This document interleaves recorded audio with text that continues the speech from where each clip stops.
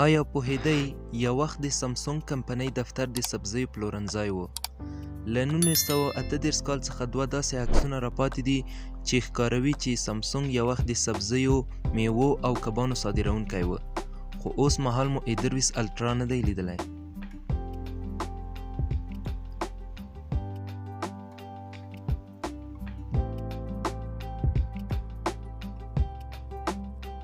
د انسان په بدن کې تر ټولو قوي هډوکی د ورانه هډوکی دی چې د کانکریټ څخه هم کلک دی.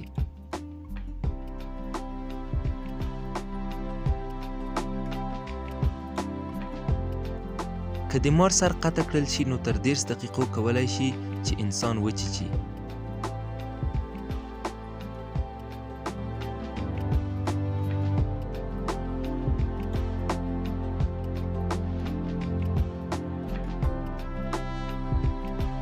آیا تاسو پوهېدئ د نوکیا کمپنۍ مخکې له دې چې موبایلونه جوړ کړي مرمۍ یې جوړولې؟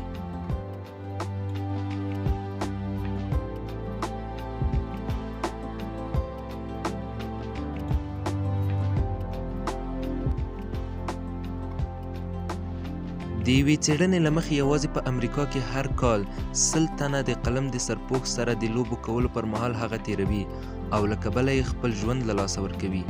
ځکه خو اوس د قلم جوړولو اکثره کمپنۍ د قلمونو د سرپوښونو په سر کې یو سوری ورکوي ترڅو که سرپوښ د انسان لخوا تیر شي او د تنفس پایپ بند هم کړي نو بیا هم د دې توانایي موجوده وي چې سوري له لارې د هوا تیره شي او انسان دې ژر ونه مري.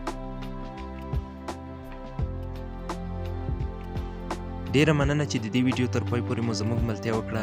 که مو له داسې ډول ویډیوګانو سره مینه وي نو زموږ یوټیوب چینل در سره سبسکرایب کړئ، د زنګ بټنه فعاله کړئ ترڅو زموږ له نوې ویډیوګانو څخه خبر شئ. تر بلې ویډیو پورې ښې چارې او ښه ژوند.